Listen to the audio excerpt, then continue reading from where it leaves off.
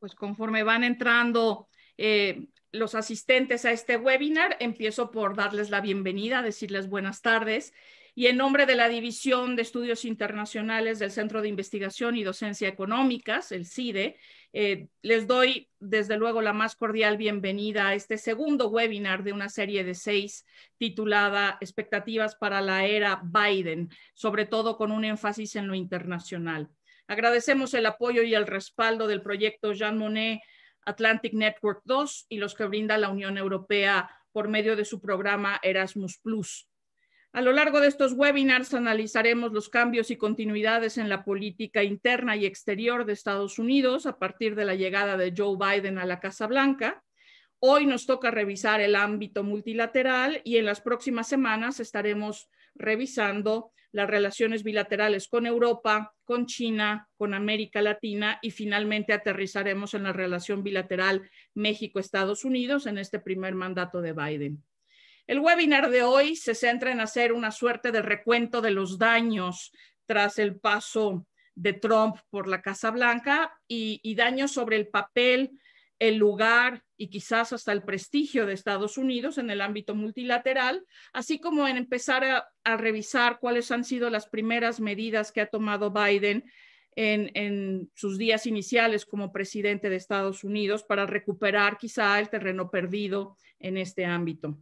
Hablaremos del estado de salud del orden liberal establecido después de la Segunda Guerra Mundial y mantenido en buena medida en las décadas posteriores gracias a Estados Unidos como hegemón del mundo libre, o si este orden liberal se transformará, se colapsará, será sustituido por otra cosa.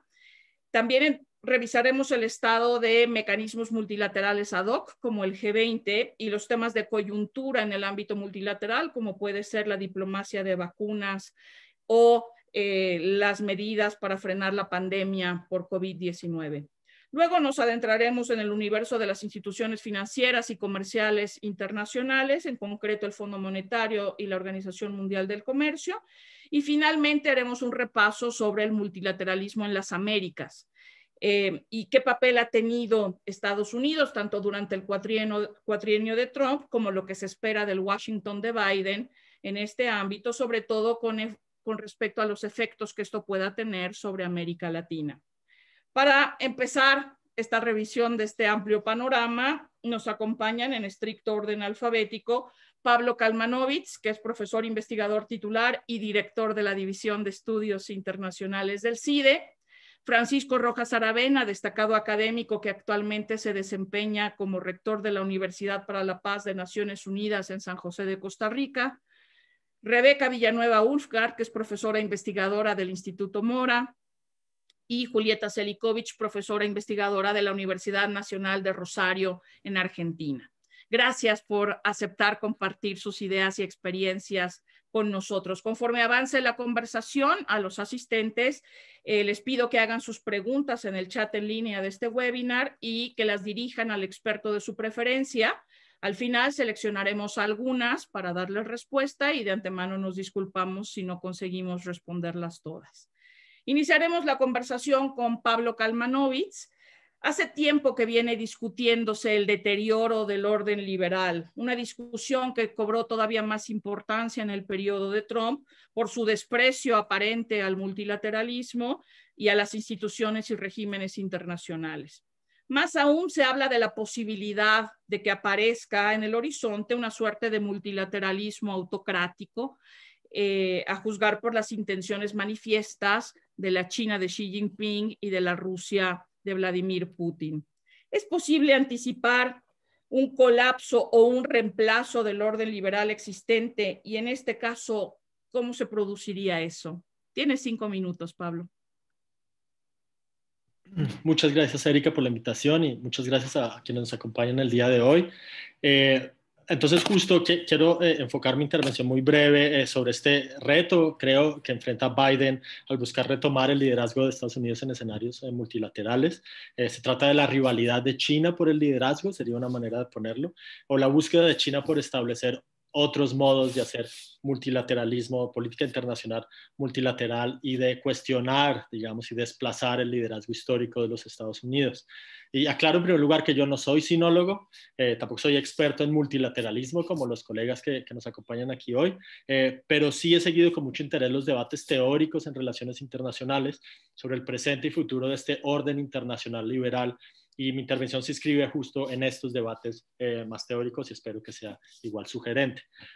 Nos pidió Erika que arrancáramos hablando un poco sobre la situación previa a la llegada de Biden a la Casa Blanca, y aquí quisiera mencionar algunos de los elementos de este aislacionismo ideológico de Trump, su escepticismo frente al multilateralismo, que fue mucho más que retórico. Y quisiera señalar algunos de los acuerdos y tratados multilaterales que repudió Trump, nada más como todos estos son bien conocidos, pero para tener una idea del panorama. El Acuerdo de París sobre cambio climático, el Plan de Acción Integral Conjunto para controlar el programa nuclear de Irán. Estados Unidos se salió del Consejo de Derechos Humanos de las Naciones Unidas, de la Organización Mundial de la Salud, de la UNESCO, del Acuerdo Global sobre Migración, del Acuerdo Global sobre Refugiados. Atacó también Trump o amenazó con retirarse de la Organización Mundial del Comercio, de la OTAN, de la Unión Postal Universal. Decidió no ratificar el TPP, el Trans-Pacific Partnership, un enorme tratado comercial, y abandonó la negociación del TTIP, el Transatlantic Trade and Investment Partnership. Entonces Biden llega a la Casa Blanca con el plan de reintegrarse y de retomar el liderazgo en estos tratados, en estos acuerdos. Ya lo ha hecho en alguna medida en varios de ellos, está en el proceso de hacerlo en otros. Pero lo que quisiera destacar aquí es que en su momento muchos comentaristas expresaron su preocupación por el efecto que esta renuncia del liderazgo de Estados Unidos podría tener en dejar el terreno libre, o al dejar el terreno libre a China para que asumiera posiciones de liderazgo. Y creo que más allá de la preocupación muy coyuntural de lo que estaba haciendo Trump, hay una cuestión de fondo del rol de China en este orden internacional liberal de la segunda posguerra, que ha sido constituido realmente y liderado desde entonces por los Estados Unidos. Y justo aquí es donde ha habido este rico debate en teoría de Rey sobre si el orden podría sobrevivir a la abdicación trumpista y un eventual liderazgo chino, y también sobre el lugar que China querría o podría tener en este orden internacional. Para usar un término típico de la disciplina o característico, la pregunta es si China es una potencia favorable a este status quo, a este orden internacional liberal, o si se trata más bien de una potencia revisionista, y si es revisionista, en qué términos o de qué manera lo sería y cuáles serían los efectos para los Estados Unidos. Entonces, para este webinar, creo que la pregunta central es si China será un obstáculo en este empeño de Biden de retomar el liderazgo de Estados Unidos en foros multilaterales, o si más bien será posible que haya una especie de negociación pacífica entre Estados Unidos y China dentro de las reglas y los canales establecidos, y para que lleve eventualmente una especie de coliderazgo dentro del marco, digamos, existente. Creo que la respuesta no es clara. Y sí, China ha dado señales contradictorias y quisiera indicar algunas de estas señales. Por una parte está el monumental crecimiento económico de China, que ha sido apalancado por el liberalismo económico, que es parte, digamos, esencial de este orden internacional liberal. Esta es justamente una de las razones que explican la hostilidad de Trump hacia la Organización Mundial del Comercio y hacia China, la percepción de que China se ha beneficiado a costa de los Estados Unidos de este orden liberal económico. China ha declarado su disposición a jugar el juego de la diplomacia multilateral, el juego de las Naciones Unidas, de la Organización Mundial del Comercio, de la OMS, ha participado en Davos de manera pues muy prominente. Entonces China se ha posicionado como una potencia pro status quo. Por otra parte, sin embargo, China ha denunciado aspectos centrales del orden internacional liberal, en particular las pretensiones universalistas de los derechos humanos, si se quiere el liberalismo político, y ha buscado redefinir principios de legitimidad internacional con un énfasis en el principio de la soberanía y de la no intervención. En esta línea, China se acercó a estados autoritarios buscando alianzas con regímenes afines, con Rusia, Turquía e Irán.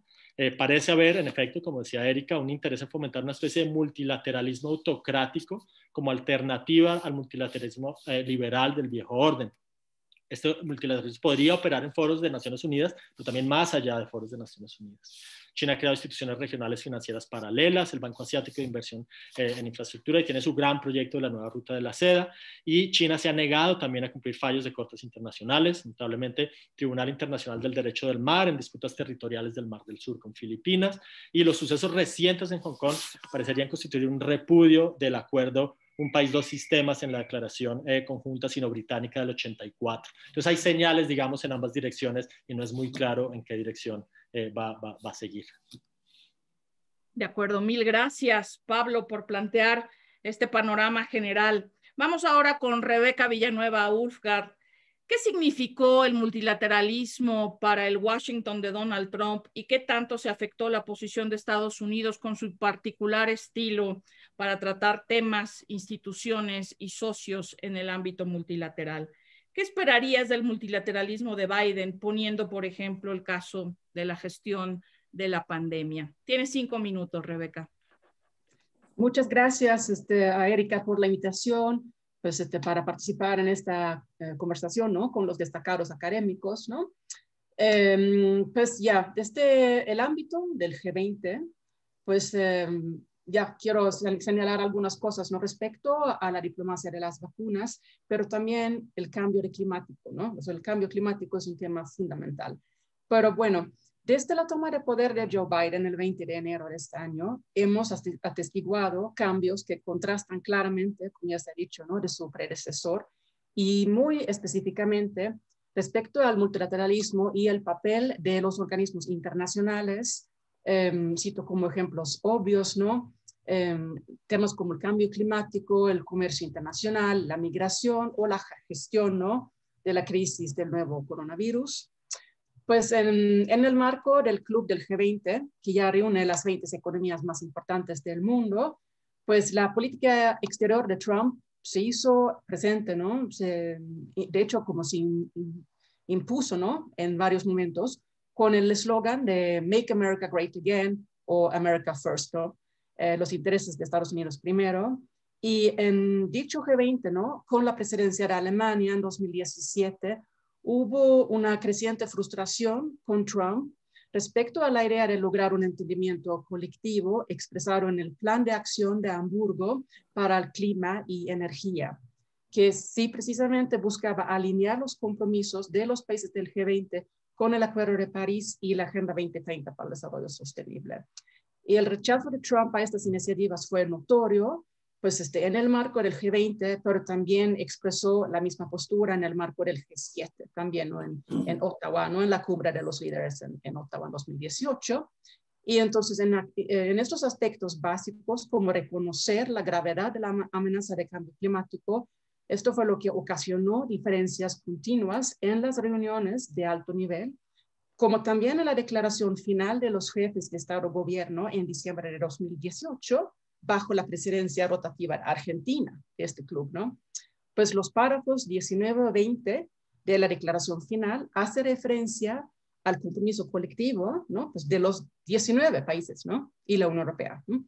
Pero, pues en el párrafo 21, ahí se reserva a Estados Unidos, dice literalmente, los Estados Unidos reiteran su decisión de retirarse del Acuerdo de París y afirman su compromiso para el crecimiento económico, el acceso a la energía y seguridad, utilizando todos los recursos de energía y las tecnologías disponibles, y a su vez protegiendo el medio ambiente. Pues Trump él buscaba ya un trato excepcional como un miembro especial de este club, pues al momento justamente de que el resto buscaba presentar unidad y un compromiso colectivo, ¿no? En el nombre del G20, ¿no? Y también vale la pena situar el comportamiento de Trump, su poco conocimiento, ¿no? Sobre los protocolos diplomáticos, también en Osaka, ¿no? En la cumbre en 2019, con su asesora especial Ivanka Trump, ¿no? A su lado en las negociaciones, el famoso incidente con Pedro Sánchez, el primer ministro de España, entrando frente de todas las cámaras, que Trump le hizo un comentario, pues siéntate, ¿no? Pues algo muy brusco. Pues luego los comentaristas, los diplomáticos españoles tuvieron que aclarar que se trataba de una broma, básicamente, ¿no? Pero varias personas señalaban que esto era de mal gusto y poco tacto, ¿no? O sea, un poco conocimiento del protocolo de Trump. Pero bueno, regresando entonces al tema del cambio climático, ¿no? Porque Biden prometió volver al Acuerdo de París inmediatamente. Y esto ha sido validado por acciones precisas en semanas recientes, porque para demostrar su determinación, Biden será anfitrión de una cumbre de líderes para el clima el 22 y el 23 de abril. Él ha invitado 40 jefes de Estado y de gobierno, principalmente de países de la OTAN, pero también otros países de interés estratégico, ¿no? Para Estados Unidos, México, ahí está Corea del Sur. También invitó, por supuesto, los mandatarios de China y de Rusia, ¿no? Al parecer, Biden quiere hacer de la crisis climática uno de los ejes centrales de su mandato, bajo este nuevo enfoque de un nuevo deal, ¿no? El Green New Deal, ¿no? Un nuevo trato verde. Ha prometido que invertirá 1.7 billones de dólares en energías limpias, conducirá al país hacia una reducción a cero en sus emisiones de gases con efecto invernadero para el 2050, ¿no? Y entonces, dicho evento en abril es un paso importante hacia la restauración de la confianza del mundo en el liderazgo de los Estados Unidos, pues que también mirando, ¿no? Hacia la cumbre del COP26, ¿no? En Glasgow, en noviembre de este año. Pues entonces veremos cómo reaccionan las grandes naciones a este giro de Biden, precisamente, ¿no? Y quiero terminar por señalar la importancia también que este es un esfuerzo colectivo. Pues Biden ya representa, ¿no? Una nueva misión, ¿no? De Estados Unidos realmente. Y a crear un puesto especial, un emisario, ¿no? Un envoy para el cambio climático, el veterano John Kerry, diplomático, político, etcétera, ¿no? Y entonces él hizo un discurso muy fino en el seno del Business 20, ¿no? El B20, que es uno de los grupos de concertación. Esto hizo John Kerry el 21 de enero, un día después de la toma de posesión de Biden. Dijo John Kerry que sabemos que el gobierno federal de los Estados Unidos hasta ayer se alejó de la mesa de negociaciones por 4 años desperdiciados, cuando pudimos haber apoyado esfuerzos para el reto que tenemos enfrente.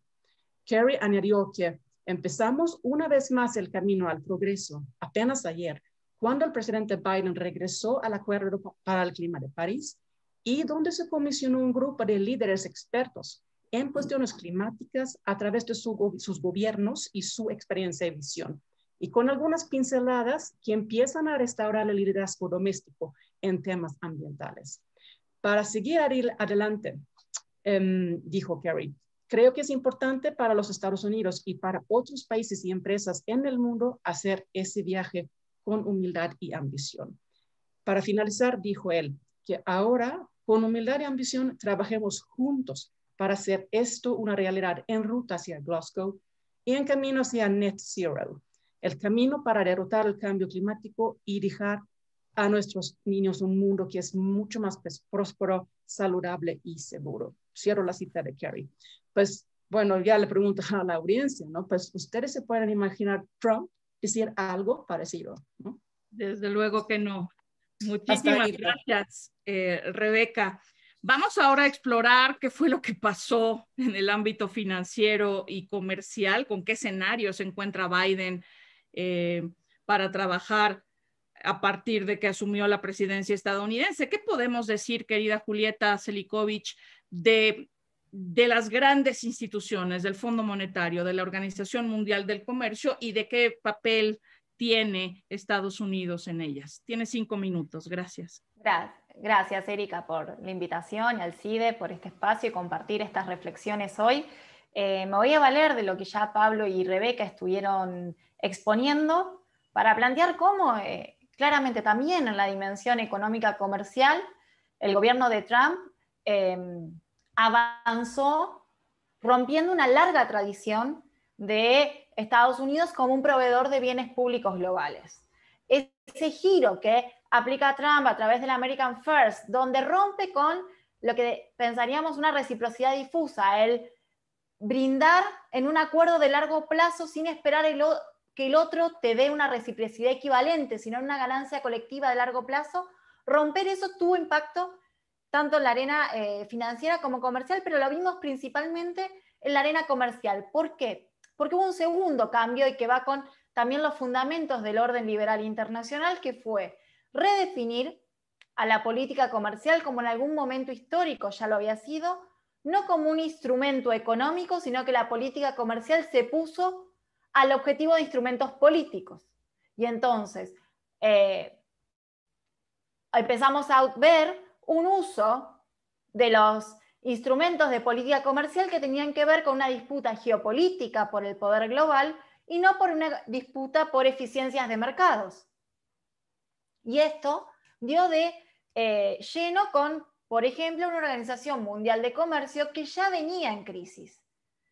La Organización Mundial de Comercio cristaliza el orden multilateral en materia de comercio internacional y prácticamente desde su misma creación estuvo en crisis. Hablar que la OMC está en crisis no es nada nuevo. Pero sí, la gestión de Trump agregó elementos a esa crisis.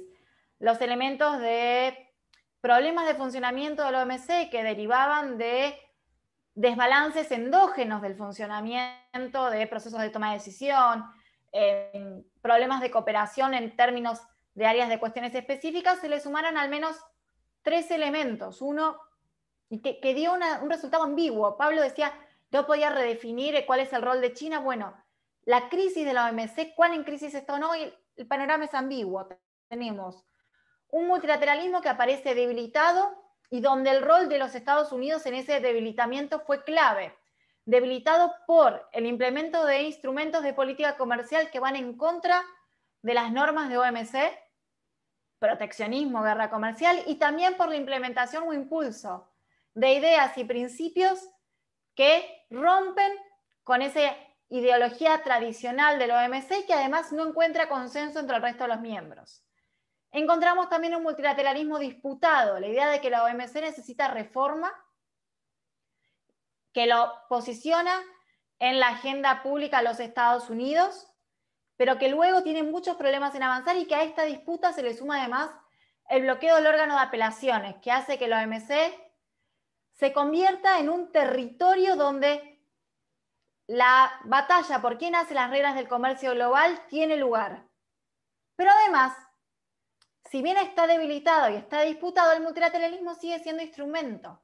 Y en la OMC vemos una cuota de pragmatismo que lleva a esa situación ambigua que decía Pablo.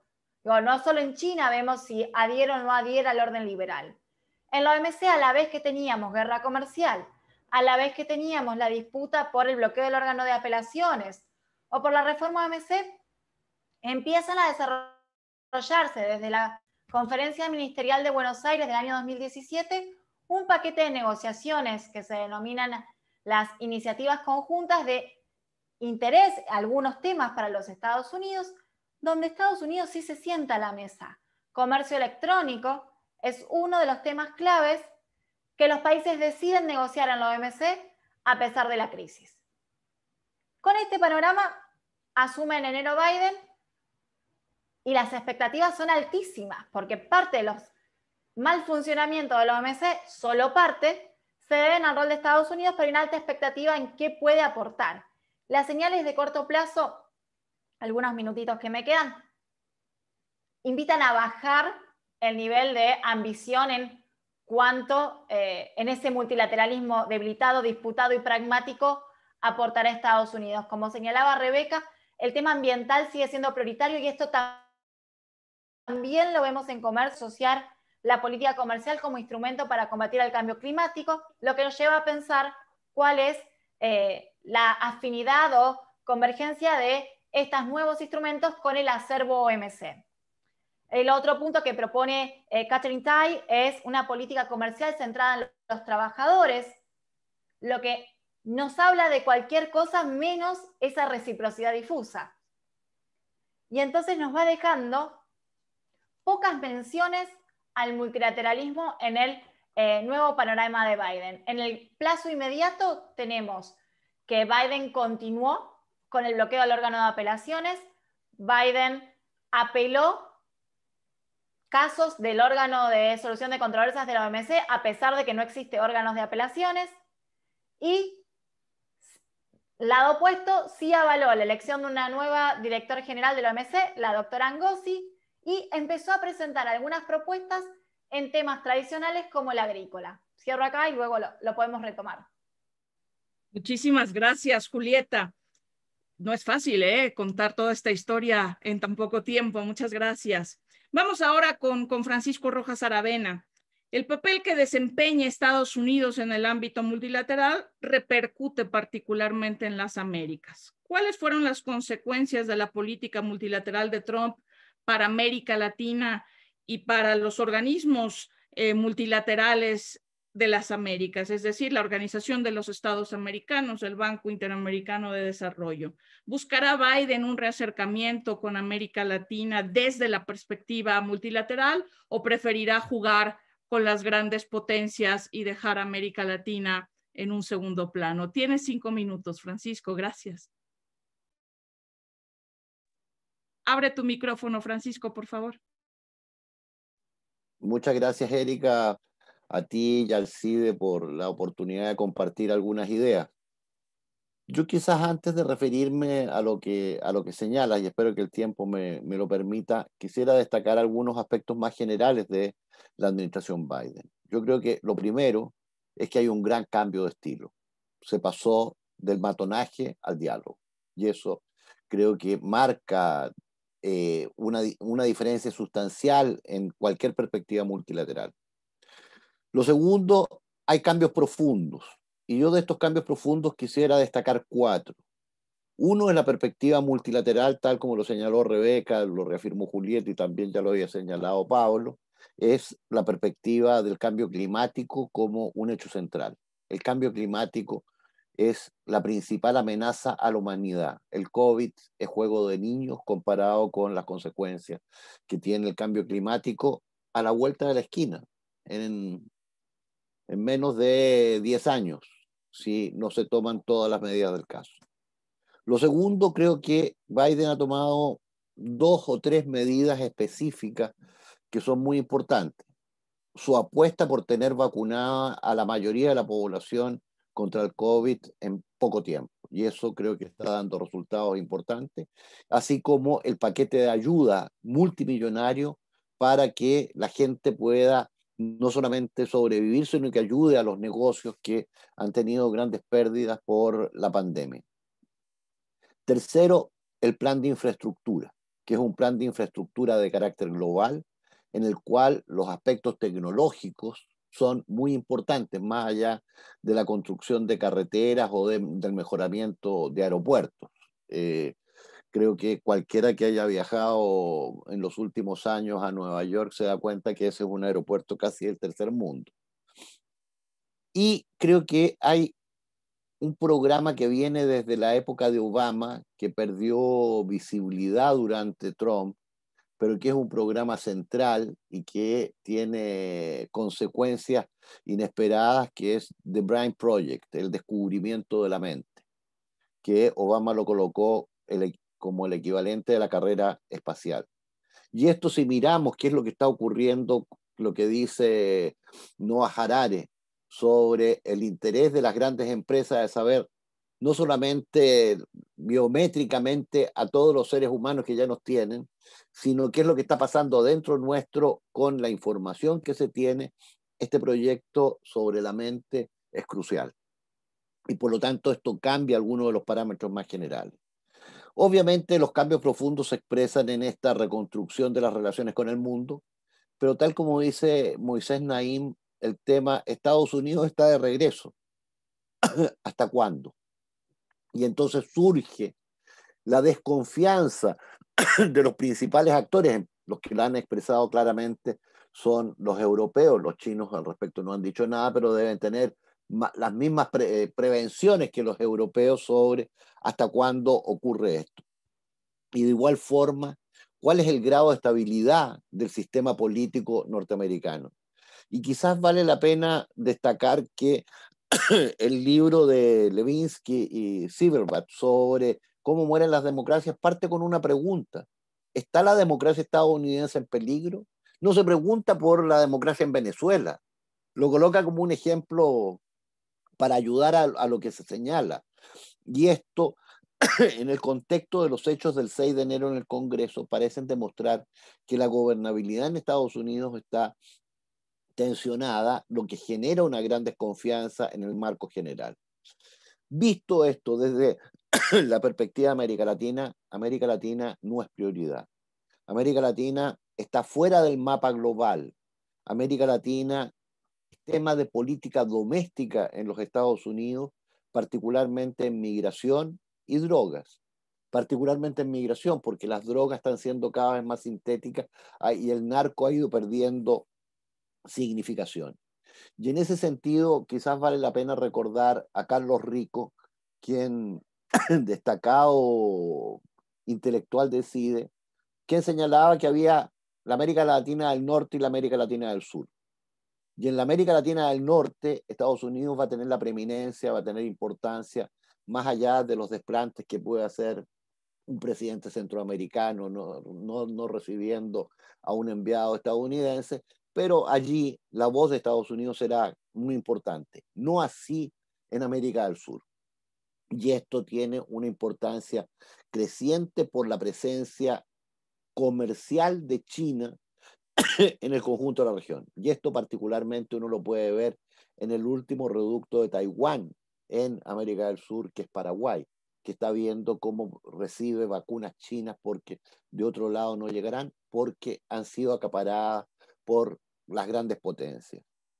En ese marco, lo que vemos es que hay un desacople en la globalización en el cual América Latina es marginal. Y en ese sentido, la OEA pasa a ser cada vez más marginal, tal como lo es la CELAC, tal como desapareció UNASUR, y el Banco Interamericano de Desarrollo puede tener un impacto importante en la medida en que tenga los recursos para ayudar en la pospandemia.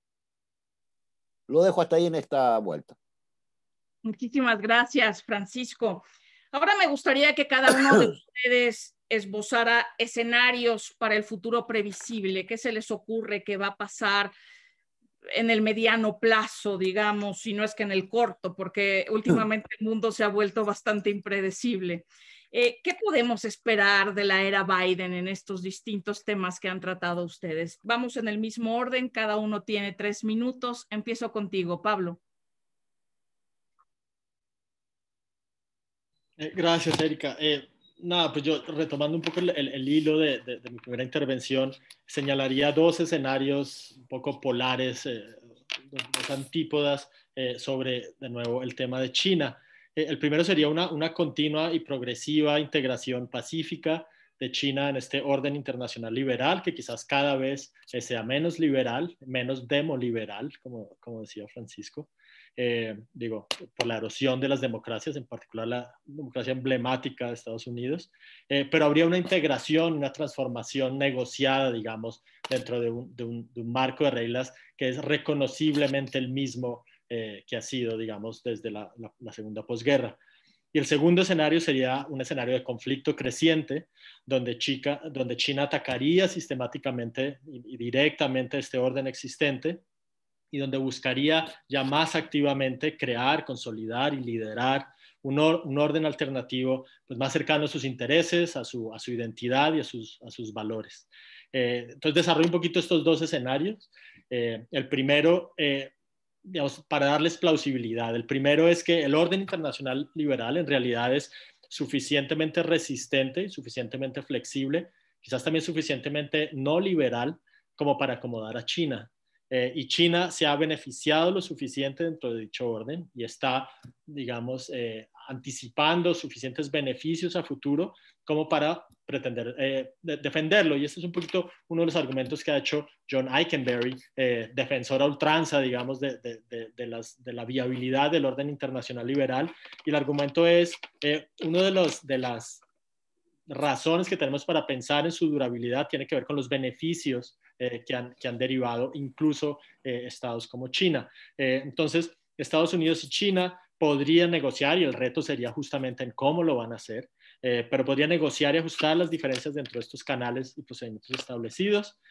Quizás Estados Unidos logre apalancar un multilateralismo que lograra forzar a China a cumplir con las reglas del comercio internacional, quizás logre, y aquí Julieta pues nos platicará con más conocimiento, mayor cumplimiento con reglas del comercio internacional, quizás reactivar el organismo de apelación, reactivar la OMC básicamente, pero muy, muy importante aquí es protección de derechos de propiedad, acceso paritario a mercados, entre otros.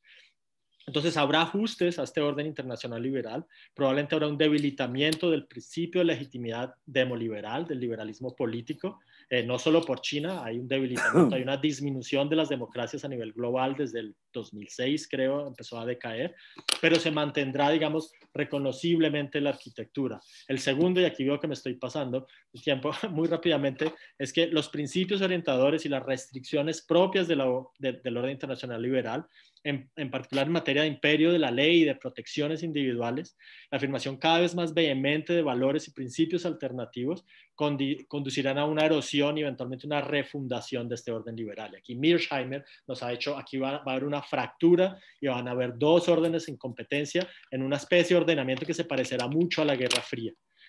Habrá conflictos cada vez más agudos entre China y Estados Unidos, quizás inclusive llegando a conflictos armados o ciberarmados.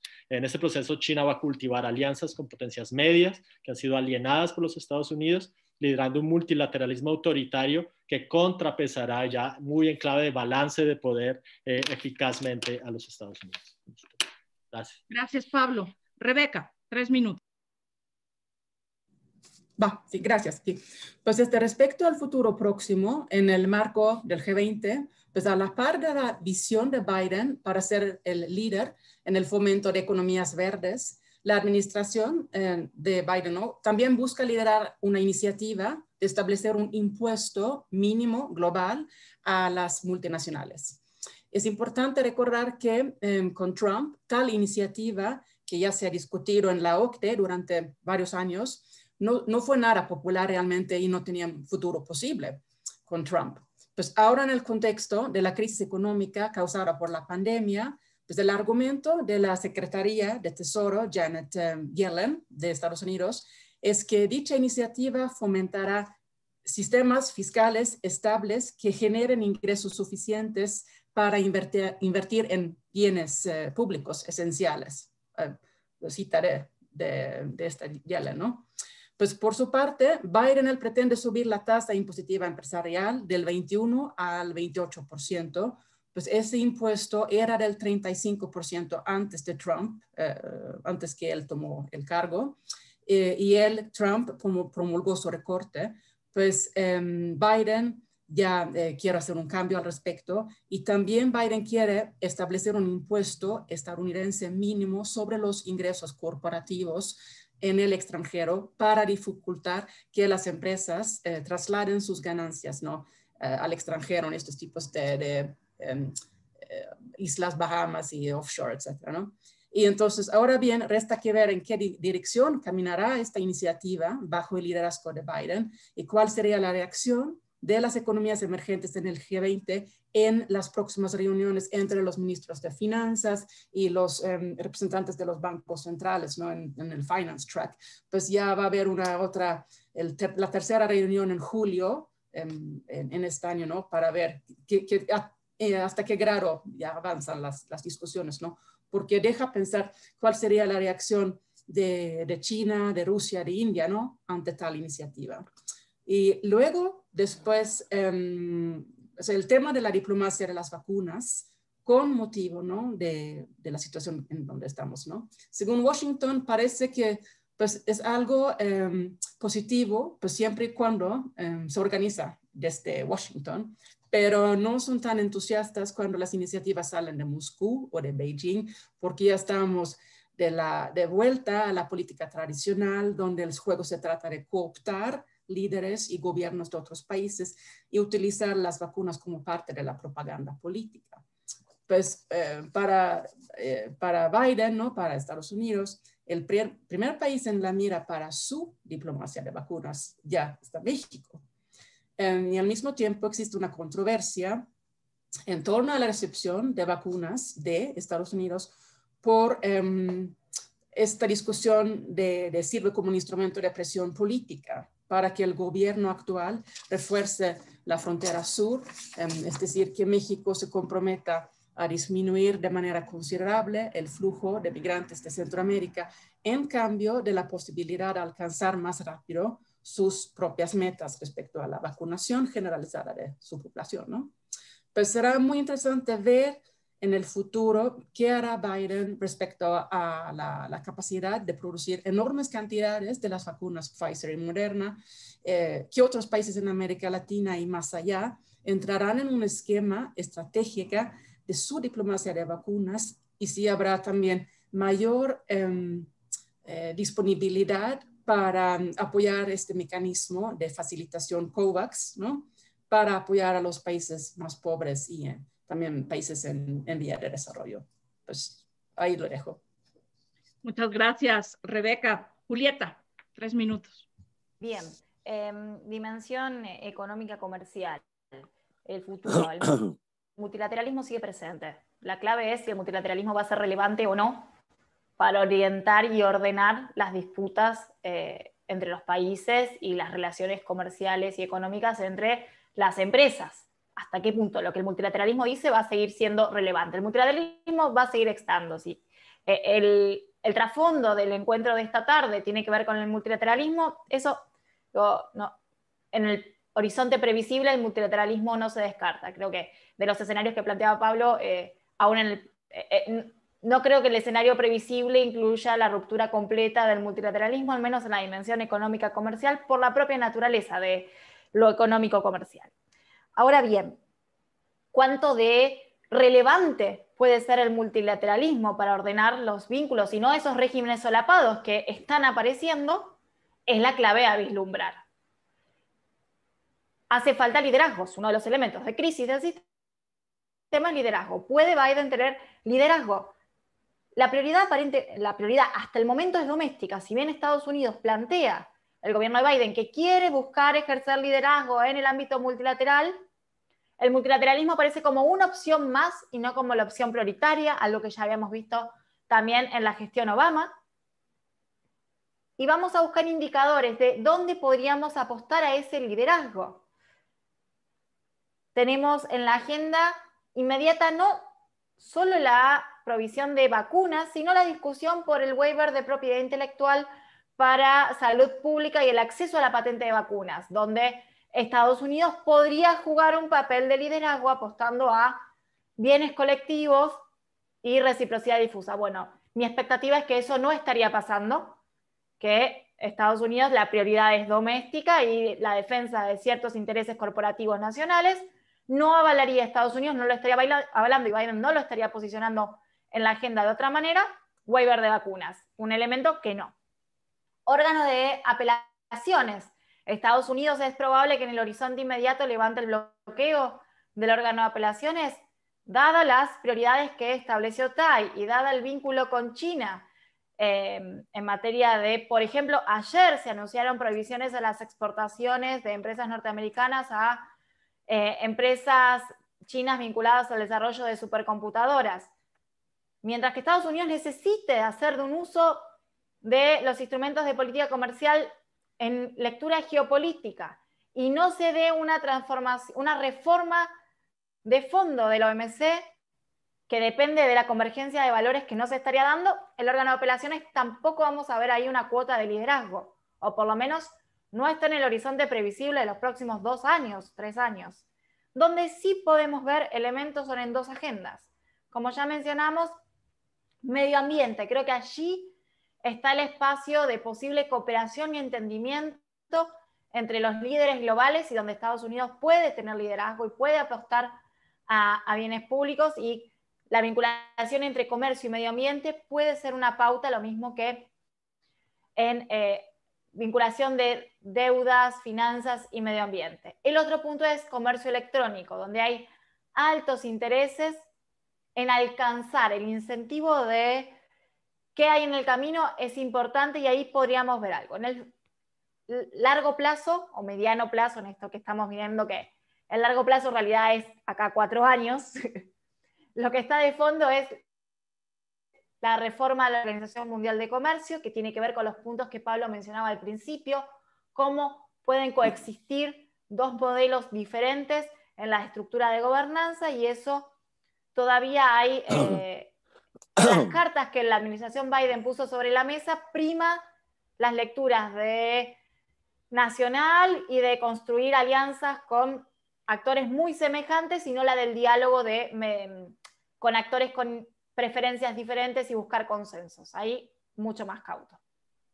Muchas gracias, Julieta. Francisco, 3 minutos. Gracias. A ver, creo que lo primero es importante reconocer que China es parte del sistema internacional de hace por lo menos medio siglo, con derecho a veto en el Consejo de Seguridad de Naciones Unidas. Y ha sido un actor tremendamente responsable en el marco internacional. Probablemente en los primeros 40 años no tenía el poder que tiene en los últimos 10 y en particular en el último quinquenio. Esto hoy día tiene mayor peso por el gran acuerdo firmado en el Asia, donde las 15 principales economías de Asia han firmado este acuerdo en el cual China es parte y Trump no quiso estar allí, tampoco quiso estar en el TPP. Ahí está Japón, Corea, Australia, Nueva Zelanda, en fin, salvo Estados Unidos que no estuvo en esto. Y eso le da un espacio muy importante conjunto con la perspectiva que le ha abierto oportunidades, particularmente en África, con gran relevancia, pero que está en todo el mundo, que es la nueva ruta de la seda, la franja y la ruta. Lo segundo que es importante y que yo creo que Biden lo entiende muy bien, es que ningún país, por potencia que pueda hacer, puede resolver ninguno de los problemas globales, en particular el cambio climático. Y por lo tanto, solo la cooperación permitirá lograrlo. Desde esta perspectiva, el G7, el G9, el G20 no tienen la legitimidad global para resolver los problemas. Solamente el G-Todos, es decir, Naciones Unidas, puede darle la legitimidad para un programa de carácter global que afecta desde las pequeñas islas del Pacífico que están generando refugiados ambientales a situaciones dramáticas en todas partes del mundo en este marco. En este sistema internacional, América Latina no tiene voz, la perdió, quedó afónica como estoy quedando yo con un pequeño resfrío, pero en el caso de la región, la CELAC no tiene la significación que llegó a tener como interlocutor con actores internacionales. Hoy día México ha mantenido la agenda y le ha dado vuelta, pero no tiene la capacidad de darle espacio porque no hay acuerdo político básico en América Latina. Y lo que ha primado en la región es la fragmentación y la desintegración. Y por lo tanto, América Latina está cada vez con menor relevancia en el sistema internacional. En este marco, el futuro, ¿qué es lo que marca? Primero, la interdependencia global se va a mantener. Habrá mayores o menores diferencias, pero no se pueden desacoplar China y los Estados Unidos. El desacople se demorará muchos años y eso no es factible porque es un juego suma cero para el mundo. Lo segundo, mi visión es que estamos frente a una Guerra Fría 2.0 o a una perspectiva de la competencia, es decir, de la cooperación y la competencia de manera simultánea que permita colocar los temas de prevención para evitar precisamente una escalada que pueda tener las consecuencias que tuvo la Guerra Fría y que cualquier Guerra Fría, sea 2.0 o la vieja, lleva al tema nuclear en una perspectiva importante. Y desde esa perspectiva, solo la cooperación asegura la paz y recordar siempre que donde no hay paz no se puede ejercer ningún derecho.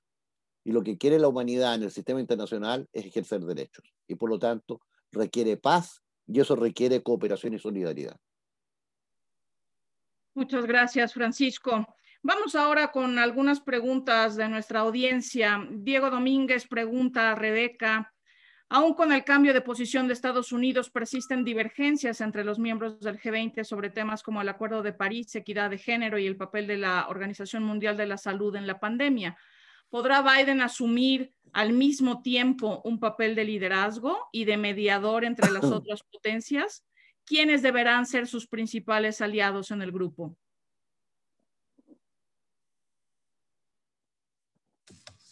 Pues muchas gracias a Diego Domínguez por la excelente pregunta, pues muy interesante.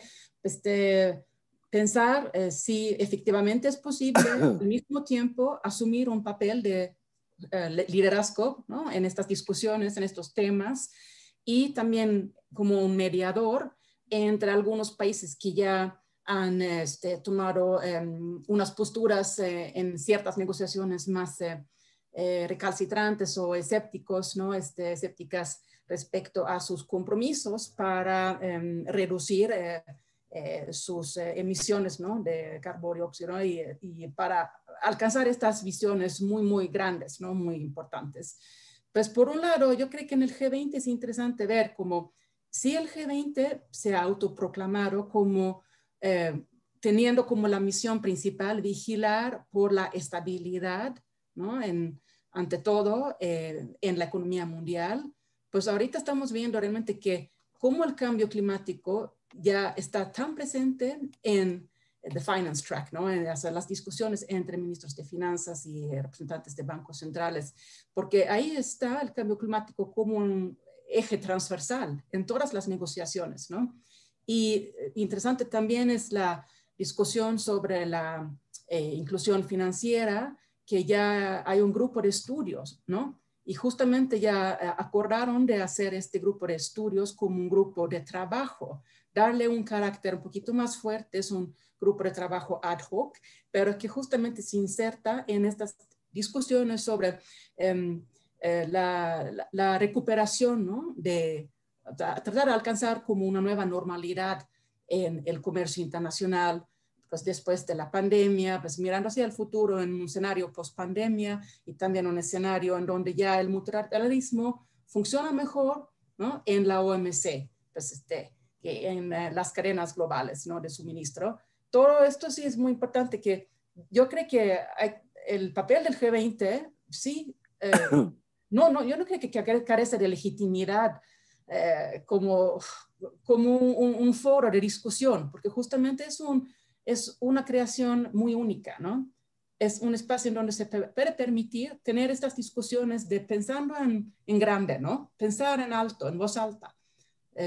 Presentar ideas, propuestas, empieza con una iniciativa para hacer un grupo de estudios con expertos que se nutren de los grupos de concertación, que se nutren de expertos nacionales, y pues se permite averiguar hasta dónde podemos llegar con tales compromisos en el marco del G20. Puede crear un efecto de derrame en la OCDE, en el sistema de la ONU, puede complementar iniciativas en otros organismos internacionales. Pues si es así, mucho mejor. Si es así, que Biden puede tomar un liderazgo en estas discusiones con Yellen, con Kerry, con Blinken, pues mucho mejor. Yo creo que ojalá que por ahí vamos encaminando, con alianzas, con el apoyo de la Unión Europea en el G20, países como Canadá, como Japón, pues a ver qué nos toca, ¿no? Muchas gracias, Rebeca. Dirijo esta a Francisco, aunque no está dirigida a él, pero hizo mención a la política interna estadounidense de Rodrigo Morales, observando la escena nacional estadounidense, donde el trumpismo está debilitado, pero no ausente y con posibilidades reales de retorno. ¿Qué incentivos tiene el mundo para cooperar con Biden? O sea, ¿es esto un espejismo de 4 años? Bueno, eso depende en qué parte del mundo nos situemos. Si estamos en la perspectiva trumpista, probablemente no hay ningún incentivo. Si pensamos que la perspectiva de tener otra vez a Trump por 4 años por lo menos, y lo que significa para el mundo, los incentivos son muchos para que a Biden le vaya bien y que eso pueda funcionar. Y desde la perspectiva particularmente de México, particularmente de América Latina, creo que honestamente Biden está haciendo un esfuerzo por resolver de manera definitiva el tema de los migrantes que están allá. 11 millones de personas, eso es más que la población de muchos países de la región. Es 2/3 de la población de Chile. Y por lo tanto, creo que ahí hay un elemento fundamental. Y después, si nosotros vemos lo que ha pasado en la Florida es la discusión de los nicaragüenses, los cubanos y los venezolanos, que son los que deciden quiénes son los representantes de ese estado y que definen 25 votos electorales en la elección presidencial. Y por lo tanto, eso puede ser contrapesado, como se vio con lo que ocurre en Texas o en otras partes, donde, en California particularmente, donde la migración mexicana tiene mucho más significación. En la medida en que los latinos se inscriban, se desarrollen y sean parte del desarrollo humano de los Estados Unidos, será bueno no solamente para Estados Unidos, para el sistema internacional, sino también particularmente para nuestros países que siguen recibiendo las remesas y que son mucho más importantes que la ayuda oficial al desarrollo. Gracias, Francisco. Ricardo Francisco de Rosenzweig nos pregunta, y se la paso a Julieta, dice, teniendo en cuenta que Rusia no ha sido invitado al juego de integración occidental desde la caída de la URSS y que se encuentra en una relación complicada con China, ¿con qué fundamento continuará Biden las políticas de sanciones de Obama a Merkel hacia el gigante ruso y será prudente buscar su integración en los asientos de gobernanza? ¿Iría esta política más en línea con el reconocimiento de un sistema multipolar? O sea, al final hablamos mucho de China, pero Rusia, cuando menos, hace su papel de disruptor. ¿Qué dirías, Julieta? Hay dos puntos a señalar de la pregunta. El primero es que es raro decir que Rusia no ha sido invitada a formar parte del concierto en Anés cuando Rusia forma... ¿Verdad que estoy teniendo intervenciones? Rusia forma parte de la estructura de gobernanza, es miembro de la Organización Mundial de Comercio, forma parte de Naciones Unidas. O sea, Rusia forma parte de las reuniones de líderes. Hay una disputa de poder, es cierto, y hay un segundo punto a mencionar. Dada la coyuntura global, ninguno de los países por sí solos tiene capacidad, como decía Francisco, de resolver los problemas por sí solos. Pero todos tienen capacidad, Estados Unidos, China, Unión Europea, y también juega Rusia, de dificultar de manera sustantiva el funcionamiento del orden. Todos tienen capacidad de ser spoilers. La concertación entre actores resulta fundamental. Allí los esfuerzos no están tanto puestos en contener a Rusia, sino contener a China, y Rusia puede ser un actor que juega a desbalancear. Hay importantes incógnitas, entonces, en cuánto de spoiler vamos a ver en los próximos años. De acuerdo, gracias, Julieta. Para Pablo, de Alberto Ascanio, doctor Kalmanovitz, dados los escenarios que planteó en su segunda intervención, ¿cuáles serían los indicadores que tendríamos que observar para entender el cambio de modelo que pretende realizar China? Más aún, ¿pueden verse intenciones por parte de China para diseñar nuevas instituciones internacionales? ¿Hay alguna evidencia para poder predecir un quiebre entre China y el liberalismo, por un lado, y el surgimiento por parte de un nuevo orden internacional impulsado por China, por el otro? Gracias, Alberto, por la pregunta. Bueno, aquí algo que mencionaría es la creación del Banco Asiático de Inversión en infraestructura. Es una iniciativa china, pero que ya tiene muchísimos socios, se está volviendo casi que una institución universal, multilateral a muy grande escala, y un elemento ahí, digamos, de ruptura con el liberalismo del orden es el no condicionamiento a sus préstamos relativos a cumplimiento de derechos humanos o sustentabilidad ambiental de sus proyectos, pero esto puede estar cambiando y China aquí, pues hasta donde lo he podido constatar, es un actor tremendamente estratégico en este asunto y ha estado ajustando, digamos, el modelo del Banco Asiático para quizás acercarse más a instituciones más conocidas financieras o de préstamos o demás de mayor escala. Pero ahí vemos justamente esta ruptura con modelos de condicionamiento de préstamos con base en principios de respeto de derechos humanos o de sustentabilidad, donde China dice, no, aquí yo lo que me interesa es fortalecer capacidad estatal, apalancar, digamos, la posibilidad de generación de infraestructura, así que bienes públicos nacionales, digamos, la orientación estratégica en este tipo de préstamos, también asesoría, apoyo con tecnología, por ejemplo, de inteligencia artificial, de biométricas, es básicamente potenciar la capacidad de las autoridades estatales para ser soberanistas como China, particularmente en África.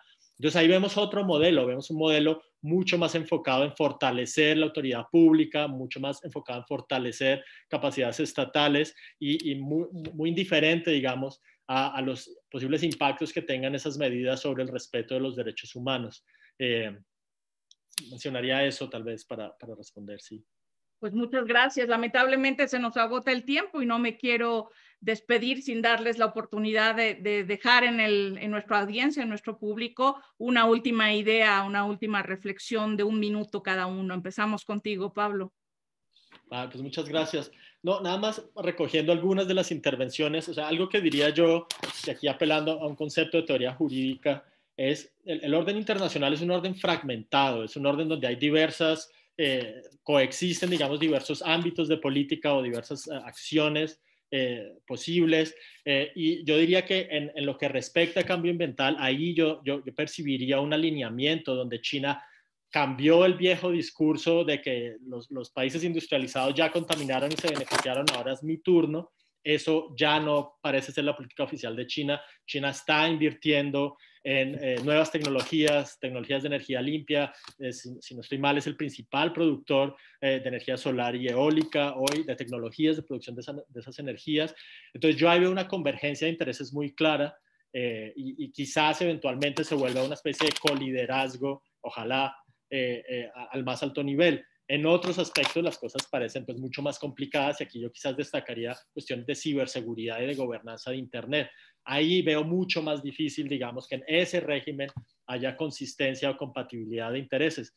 Entonces yo lo que diría es los dos grandes escenarios que planteé, polares, en realidad lo que va a haber es una especie de varianza en los distintos fragmentos del orden internacional, donde en algunos aspectos hay convergencia, en otros hay divergencia, y en algunos de esos aspectos, particular en comercio internacional, como anotaba Julieta, pues hay grandes incógnitas sobre hasta qué punto esta geopolítica o geopolitización del comercio va a llegar hasta el punto del desacople, y yo no lo descartaría de plano, pero ciertamente va a ser algo que tome tiempo, o si se van a lograr, digamos, negociar y despolitizar en alguna medida estas instituciones internacionales de comercio. Con eso termino y reiterando mi agradecimiento, aprendí mucho de todas sus intervenciones. Muchas gracias, Pablo. Rebeca, una última reflexión. Pues rápidamente nada más para como señalar que pues este grupo justamente en el marco del G20, que ya es un nuevo grupo de trabajo sobre financiamiento sostenible, ¿no? O Sustainable Finance, hay un liderazgo de Estados Unidos y China, ¿no? Pero resta que ver pues qué peso tendrá este liderazgo conjunto que tanto inspira a cambios, a compromisos reales de los otros países miembros, ¿no? Del G20. Yo creo que es muy interesante porque ahí hay un ejemplo de un co-liderazgo, justamente como Pablo lo comentó, ¿no? Pues va a ser como confrontación, o habrá algunos temas donde se puede ver que efectivamente China con Jinping y con Biden, ¿no? En la Casa Blanca pueden ya compartir, ¿no? Es como tomar el protagonismo en algunos temas, ¿no? En dados temas, ¿no? Luego, yo creo que también es muy importante porque como Rusia se está perfilando más como el problema mayor, ¿no? Para Biden, ¿no? Pues por varias razones también, pensando en la historia de su hijo, ¿no? Y el caso de Ucrania, ¿no? Pues y luego también el Nord Stream, ¿no? El pipeline de gas, ¿no? Que es algo que ya tiene en jaque, ¿no? A Angela Merkel y también a cierta manera también la Unión Europea. Entonces yo creo que para Biden el problema va a ser con Putin, pues tal vez que ya hay un grado de mayor entendimiento con Beijing ahorita en temas de cambio climático y no con Moscú. Pues ahí lo dejo. Gracias. Julieta. Gracias. Para cerrar, plantear que creo que una clave va a ser la articulación entre riesgos políticos, cómo se incorporan en la agenda de la política exterior la noción de riesgo político vis a vis los objetivos económicos. Creo que va a ser el gran cambio y que vamos a tener políticas que pendulen entre riesgo político y búsqueda de objetivos económicos. Y el segundo elemento es que las políticas exteriores incluso las políticas exteriores que habitualmente mirábamos solo en función de los planos, los mapas globales, hablando de la política exterior de los Estados Unidos y sus metas internacionales, hoy más que nunca necesitan ser leídos en clave a los electorados domésticos. Cada vez más la arena doméstica pesa como elemento para explicar y entender los cambios en la política exterior, y son elementos a incorporar en los análisis sobre multilateralismo y liderazgo, que era lo que hoy nos convocaba. Muchas gracias, Julieta. Francisco, una última reflexión. Muchas gracias. Ahí vi un par de preguntas que se me hacían en el chat, trataré de responderlas. Lo primero es, en el marco general, preguntarse Why Nation Cooperate, que se refiere al libro que avanza en esto, y es básicamente por dos cosas: por circunstancias y por intereses. Y por lo tanto cabe preguntarse cuáles son las circunstancias del mundo de hoy y cuáles son los intereses que allí se ven reflejados. Esto, para responder específicamente, creo que Alberto fue el que hizo esa pregunta, definirá los espacios en el Consejo de Seguridad de Naciones Unidas. Las circunstancias y los intereses, particularmente de los 5 países con derecho a veto. Lo segundo, creo que las circunstancias hoy día están obligando a un mejor diálogo entre ciencia y política pública. Y eso en nuestros países no está ocurriendo. Y por eso que el COVID, particularmente en Brasil, muestra las cifras que está mostrando, transformándose en un problema no solamente para Brasil, sino para el conjunto de nuestra región. Tercero, reafirmar que solo la cooperación nos salvará. La Agenda 2030 muestra que se pueden alcanzar las metas, que no las hemos alcanzado, pero sobre la base de la cooperación. Y una pregunta, ahora se me olvidó anotar el nombre de la persona que la hizo: ¿qué se requiere para que América Latina pueda superar esta situación? Yo me atrevería a decir básicamente 4 cosas. La primera, voluntad política. La segunda, desideologización. La tercera, solidaridad y cooperación. La cuarta, buscar los intereses compartidos en la cooperación. Y esto nos permitirá el lema de la Universidad para la Paz, que es que si quieres la paz, hay que trabajar por la paz. Muchas gracias, Francisco. Yo al final... al CIDE. Gracias a ustedes definitivamente por su participación. Yo aprendí muchísimo, disfruté mucho esta conversación sobre multilateralismo, Estados Unidos y distintas aristas de este problema. Agradecemos también al público por estar aquí y los invitamos al siguiente webinar de esta serie, que tendrá lugar el viernes 23 de abril a la 1 de la tarde, hora de Ciudad de México, y que estará dedicado al análisis de la relación bilateral Unión Europea-Estados Unidos en la era Biden. Muchas gracias a todos y cuídense mucho, por favor. Hasta la próxima. Gracias, hasta la próxima. Hasta luego. Gracias.